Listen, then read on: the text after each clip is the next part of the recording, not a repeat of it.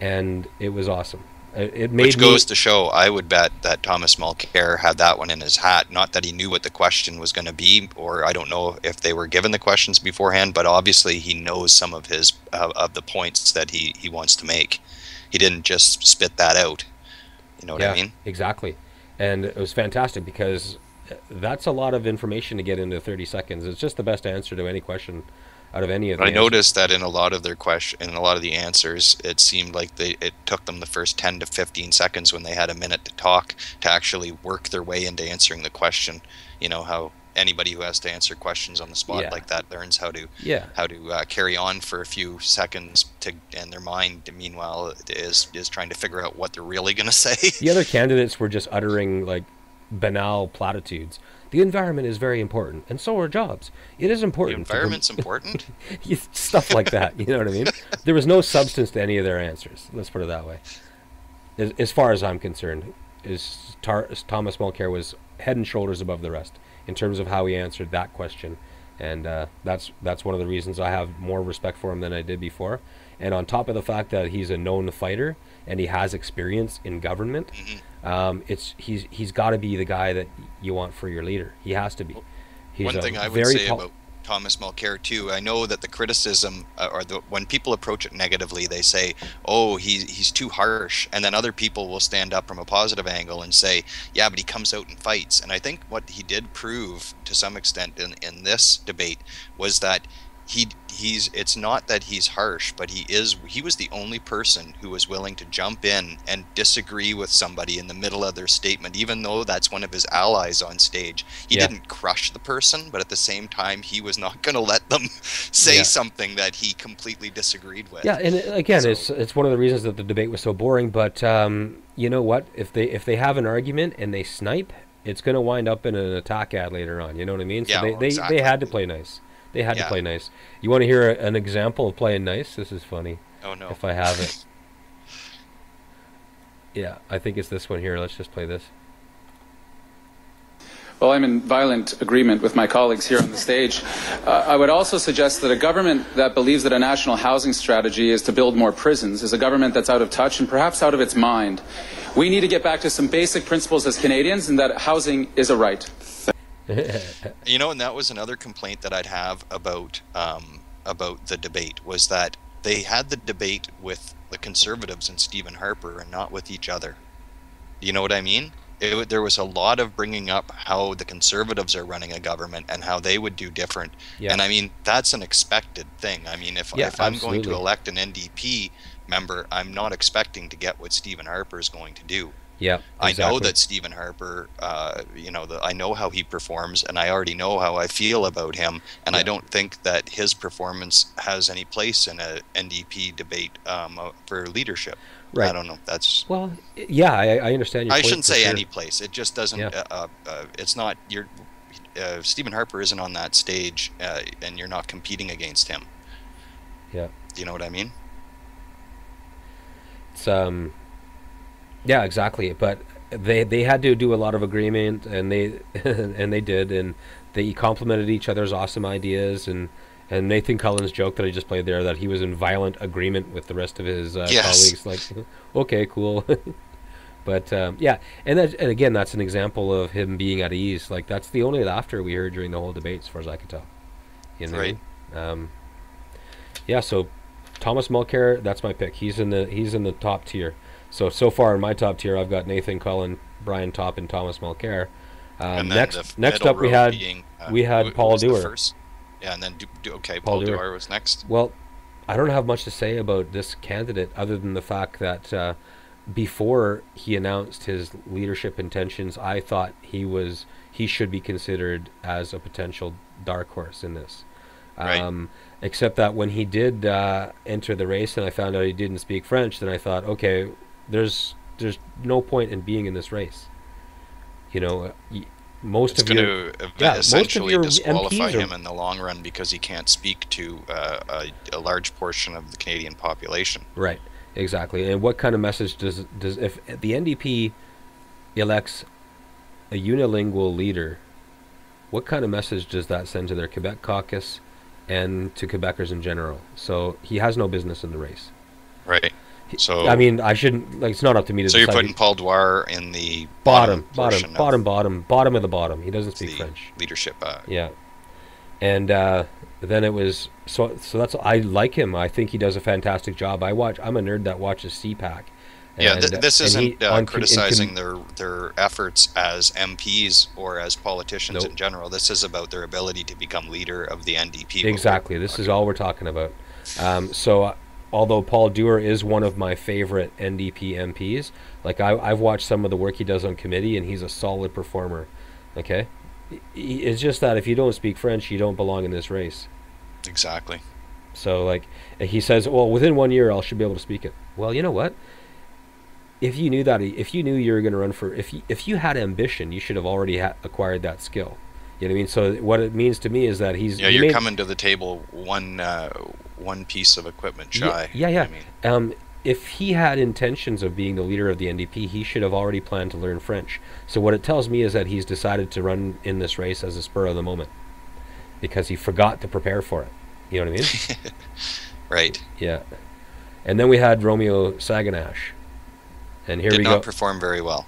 Do you not think so? And, I mean, here what my criticism of Romeo Saganash was, while he didn't mention Harper a whole bunch, he kept mentioning how he was ready to be prime minister, and that just seems like making the T-shirt before the band.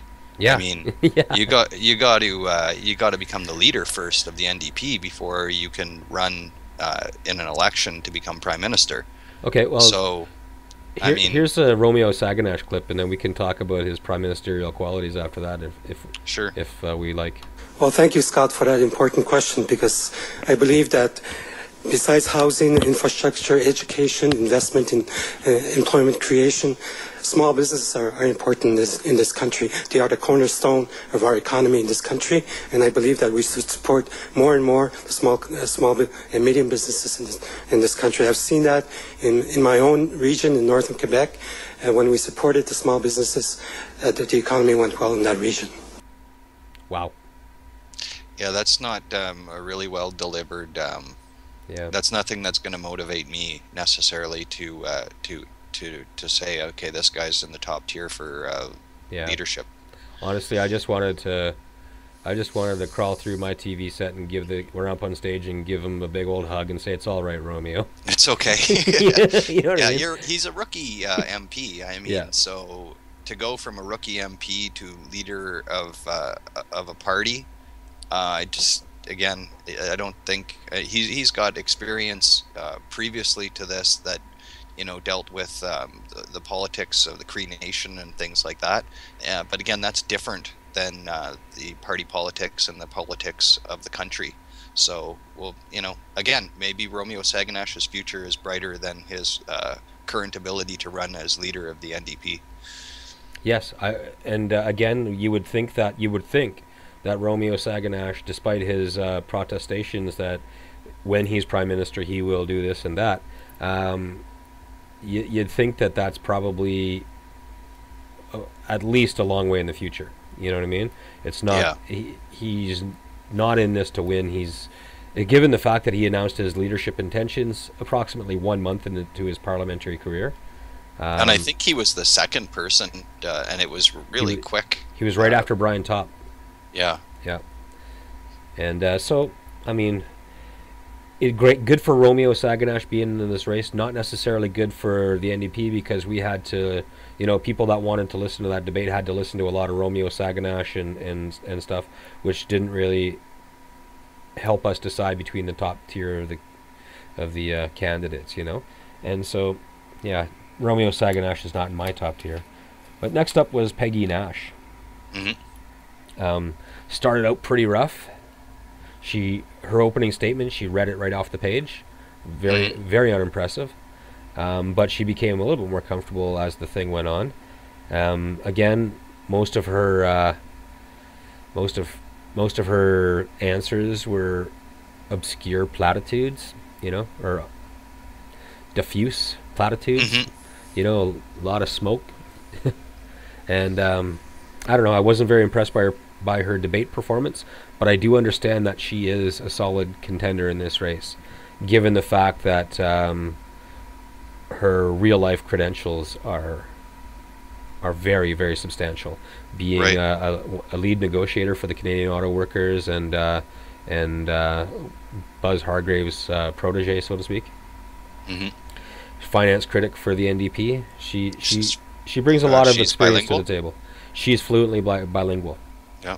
So yeah, she's got everything she needs, and then after that, the last person that delivered his opening statement was Martin Singh.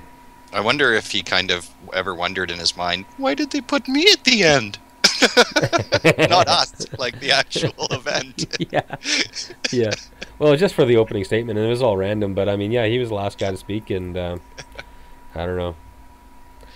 I mean, okay, I don't think Martin Singh has a chance. He certainly wasn't the worst performer in that debate, but he mentioned his business as, in his business, his pharmacies, right? He mentioned that business so many times. I thought he was just gonna come right out and like read an advertisement for them or something like that. I had that same kind of feeling. I was like, geez, how many times is this guy going to mention either working in a pharmacy or owning a pharmacy or his experience in a pharmacy? He must own a chain of pharmacies. I don't know. I haven't.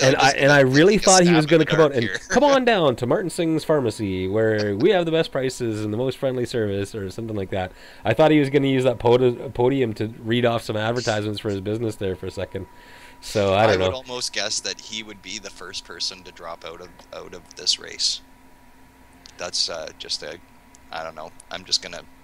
But why would they drop out, though? I'd have put money on it. That's where I'd put this my is money. this is the thing, Mike. Why would they drop out? Why would anyone drop out of this? They already paid their $15,000. They can go to the convention, have a nice big speech in front of a huge amount of people. You know what I mean?